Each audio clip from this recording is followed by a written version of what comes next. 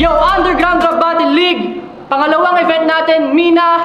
Nandito pa rin tayo sa The Room, Woodridge. Underground, mag-ingay para sa parting laban, no?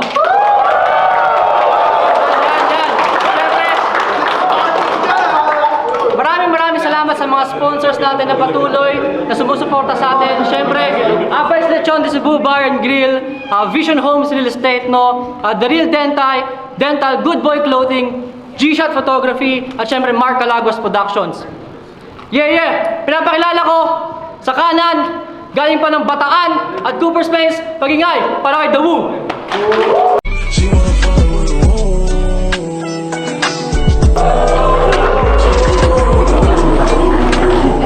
Shoutout nga pala sa pinsang ko, Tristan Luis Ginto, Albion Castro, John Robin Castro, Drexel, Gian, Steph, Patrick, at sa lahat sa mga nakakilala sa akin, shoutout sa inyo, hindi ko alam mga pangalan nyo. Yeah! Sa kaliwa naman, galing ng Pangasinan at Southport Gold Coast, pag-ingay para kay Augustine Rib! Kamusta ka na? Pati mga magulang mo, kamusta sila? Kamusta na lolo-lola mo, mga Augustine Ribs, Pangasinan, Gold Coast. Salamat sa pamilya ko at sa mga kaibigan kong sumusuporta ngayon. Shout out. Malayo ka, tao. Coin toss tayo! Ibon, sino na? Ako na!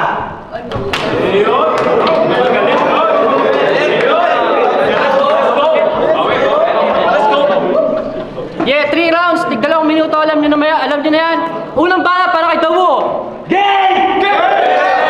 Oo, kabado pa akong idolo, pero sinisigurado ko sa'yo na ikaw yung malalaglag dito sa entablado. Kaya dahil sa akin ikay sasaludo. Kasi kahit gaano ka-hectic schedule ng aking trabaho, tinrabaho ko tong gago. Sumulat hanggang araw para may mapakita sa maraming tao kung gaano kagaling ang isang Jack Rexayo.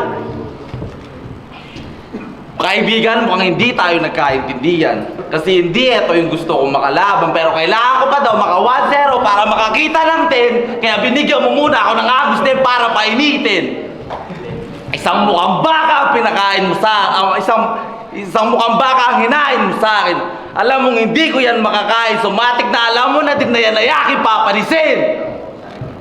So sa mga nasulat mo, angat ka sa bars, angat ka sa multi, angat ka sa reference, o sige, angat ka na sa lahat.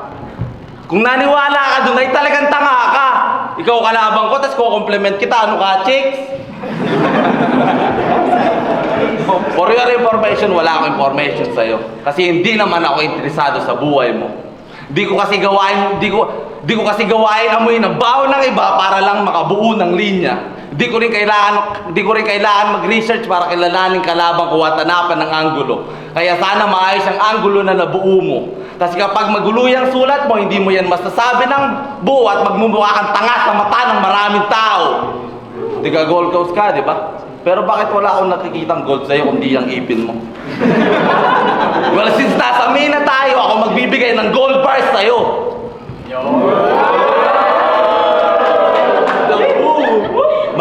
My gold bars is making money so bright, we can make it sunny. This is all pain, I'm a self-made. Bitch, I'm just like my gold, I'll never fade. Ako na nagsasabi sa'yo, hindi mo ako basta-basta matatalo, basta nalabas ko aking nasa ulo. Kasi bawat paksa ng aking sulat ay may sapak na wawasak sa iyong utak. Putang ina, nagsisimula pa lang ako pero pawakas na kalabang ko. Kaya kaway ka muna bago ka mamatay. Hi! Yeah, unang round para kay Augustine Rib! Yo! Tahimik na ng buhay ko. Biglang binulabog ako ni Daryl. Sabi niya may naghahamon sa'yo, malakas bumoses at mahangin. Pagsilip ko ng pangalan, The Woo! Tunog speaker na mumurahin.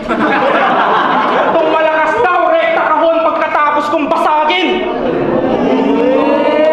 Bakit ba kasi The Woo? Halatang sinulit mo pagkatanga. Ginawa mo na lang sanang The Who. Total di ka naman kilala. O kaya naman damo, di dahil sa baka allergic ka. Pero pagkagulong ng W, damo hipak, sunog ka pa. Pero allergic nga daw to sa baka. Gangster na may dietary needs. Nag-request pa nga kay Darren kung pwede yung pagkain sa likod gawing puro Baguio beans. Kasi matagal na nga daw allergy niya. Mula pa Philippines, paalamunin kasi puro baka naman bukang bibig sa relatives. Speaking of relatives, nag-chat to. Sabi niya, tol, walang damayan ng pamilya. Total, mabait naman ako. Wala yan sa aking problema. Lalo na't di nila alam na malakas ka magdroga. Binaig si Steph Curry kasi ito, tumalikod muna bago tumira. Di ko plinanong sumali dito kasi baka ano pang magawa ko. Si John Wick nga nagwala nung nawala niya aking aso. Bago humugot si kamatayan, humihingi sa akin ng permiso. Pag namatay ka dito ngayon, kaya kitang hugutin mula sa impyerno. Swerte mo, nalibre ka sa entrance at may makukwento ka sa naganap. Malas mo lang na sa unang salang ako agad nakaharap. Nakaharap. Pinagtripan ka pa ng liga kasi mina ginamit na pamagat. Itinikit ang putek sa diamante pero kita pa rin ang agwat.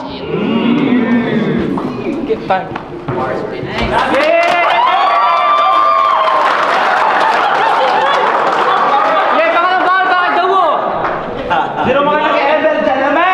Amen! Online na ba lahat? Ito'y Chu, sumipa, mala, Bruce Lee, 50-50, oo, siguradong GG, easy, pagkikain na combo. Flicker, ulti, tapos emoji, tapos tipi-tipi sa mukha mo! Paniguradong wala ka naiintindihan tong gago. Kasi isa kang epic, nagalawan ay basic na hindi pa nakakarit ng Australian pekpek. Kaya tara na sa city, rekta mo na ng Bali, nang makakantot ka na ng Blondie. Now tell us, kamusta ang Australian pussy? Wait! Sa lupit ng yung damit, but they still didn't let you hit? Goddamn so lame! I guess you got no fucking game! Kasi kapag ako ang gumalaw, talagang mahihiyaw. Makikita mo na lang ako dumidiskarte sa bandang Wakali. Sa sobrang bilis at tamis ng aking labi, meron na akong makwiki sa Gedli. Ganun lang ka-easy kumantot ng Australian shorty.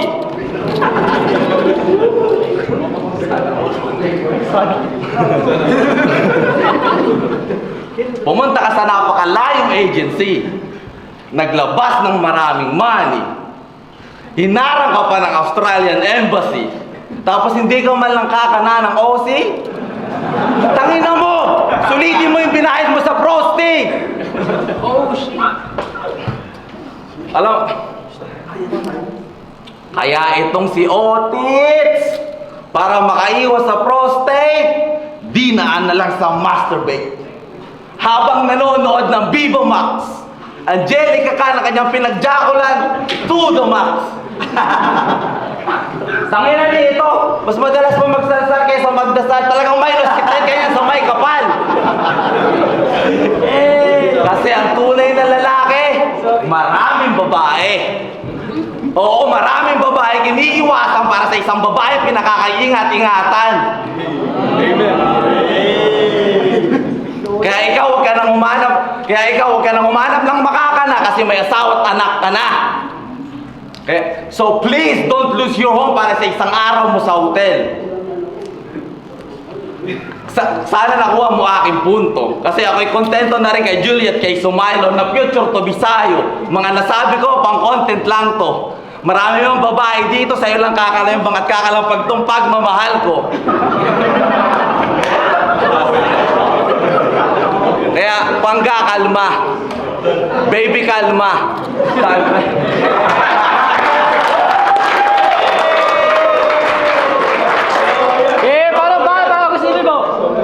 Yo! Gusto ko sanang sumagad sa pagbabalik ko magsulat. Kaso di ginanahan sa tao na tinapat. Malakas ka, di ba? Bakit di mo dito nilabas? Itong magaling daw, naka-gold chain pa at lahat pero walang kintab na lumalabas. Yo! Gusto ko sanang sumagad sa pagbabalik ko magsulat. Kaso di ginanahan sa tao na hinarap.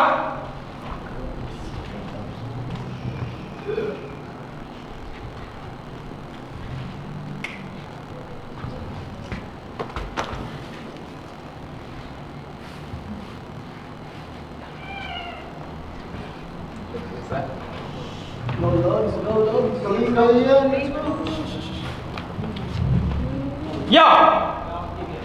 Gusto ko sanang sumagad sa pagbabalik kong magsulat. Kaso di ginanahan sa kalaban na tinapat. Fuck.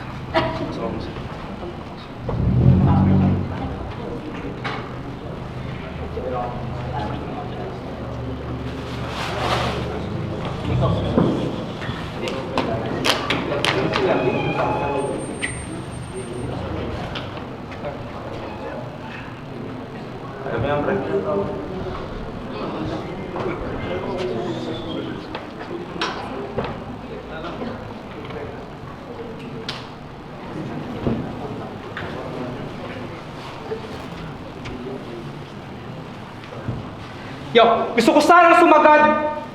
Insultong itapat sa rapper na di marunong mag-rap. Pagkatapos ko to dito, ilang paso, bukas back to normal lang lahat.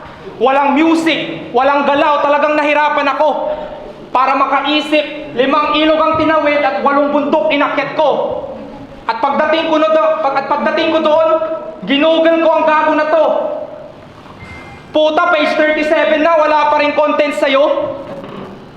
Isa kang push up, bago matulog, warm up na walang kabuluhan. Mga sulat nito walang balik kasi walang kahulugan. Habang mga sinet ko parang alarm clock, di lang aabangan. Kada ikot pasok sa oras at talagang matutunugan.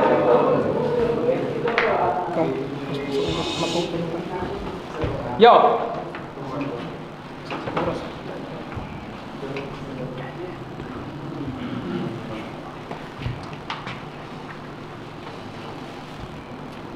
Time.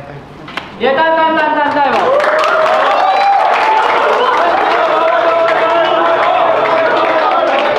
Yeah. Ulin ba? Para ito mo. Sabi ko sa'yo, ang gulo mo, tangina mo. Hindi mo tuloy nasabi ng buo. Ayan, mukha ka ng tanga sa mata ng maraming tao.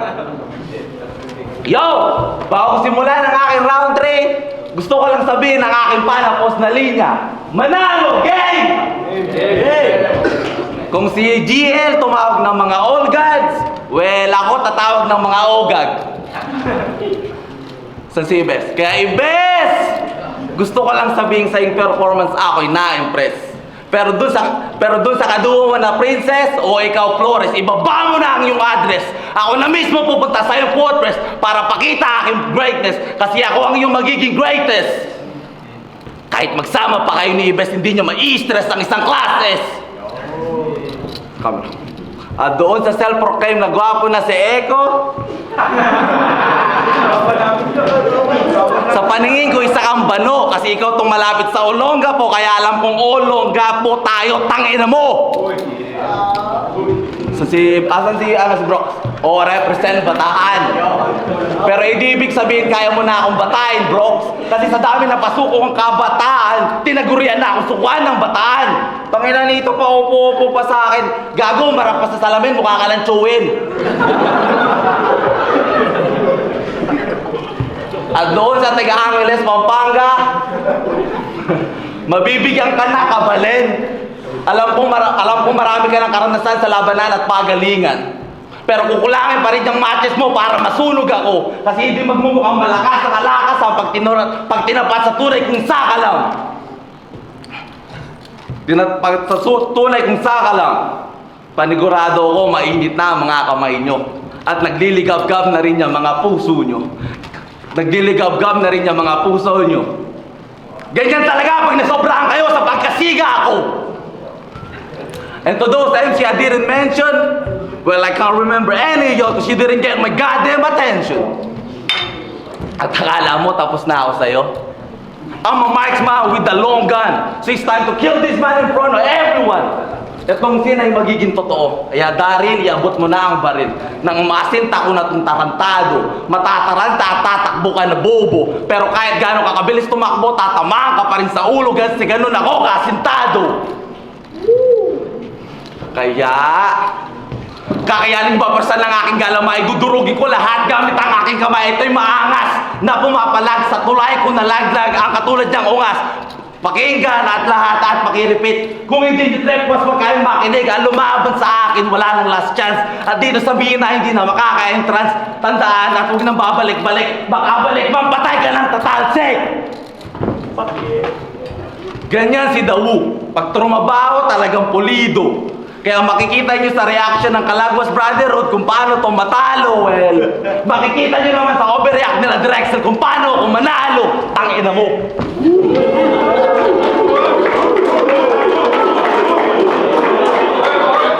Yeah, huling ba? Para ako gusto nyo mo. 1-all, 1-all. Last round. Pinagbigyan ko sa round 2.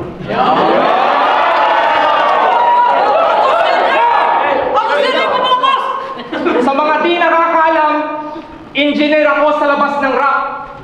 Kaya batak mag-construct, tiyak na bawat bara sukat. Ngayon gulat na gulat nung nakita ko kanino tinapat. Gago, may buhos pa kay ni Foreman, huwag ka dito magkalat. Pero hindi. Balita ko sa Minandaw ang trabaho niya. Kaya si Boy, puro ginto tuwing lumalabas siya. Dahil puro ginto, kahit si Carlos Yulo na inggit sa kanya, malaman-laman ko mga puro mo, puro utang naman pala.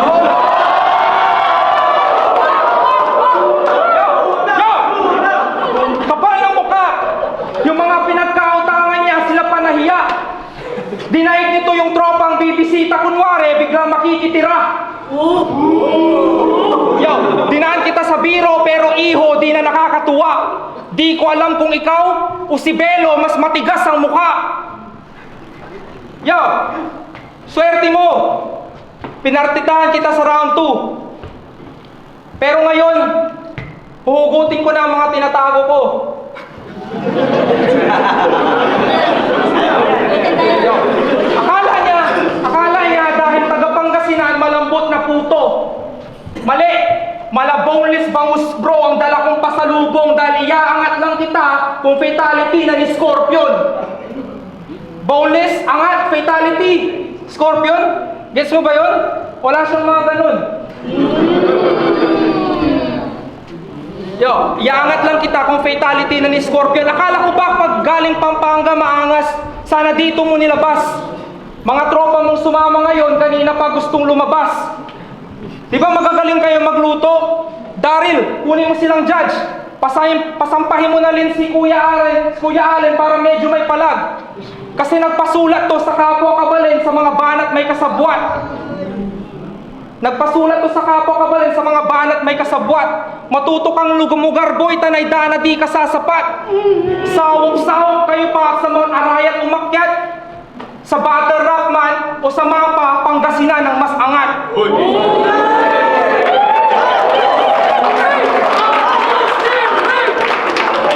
Yeah, talo niya para sa battle na yun, oh.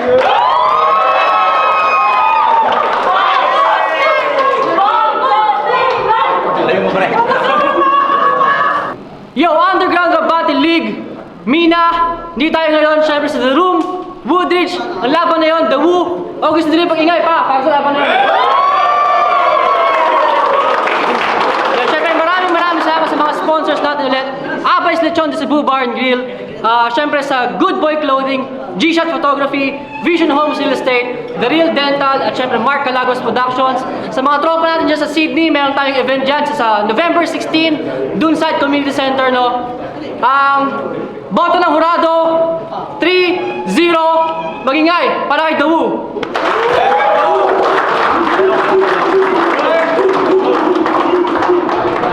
Nabuo ko lang to kanina lang. Gusto ko lang may masabi sa mga audience na gustong sumali. Gustong sumali. Hindi mahalaga ang magwagi basta ikaw ay nagbahagi kasi sa larangan na to dalawa lang ang choice mo. Kung hindi manalo, matuto. Let's go. Shout. Thank you sa mga sumuporta. Nabitin sa second round pero babawan yung isa. Thanks guys.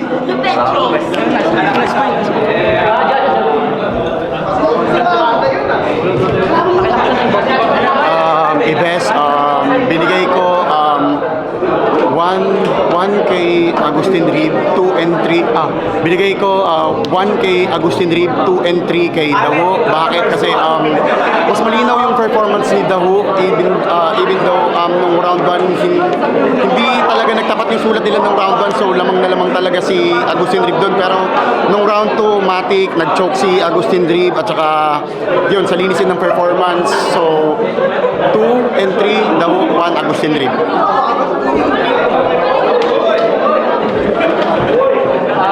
Round 1, tangina. Body bag ako sa laban na yun. Damay ako sa dalawang FC. Pero yeah, round 1, binigay ko kay Agustin Rib yung round 1.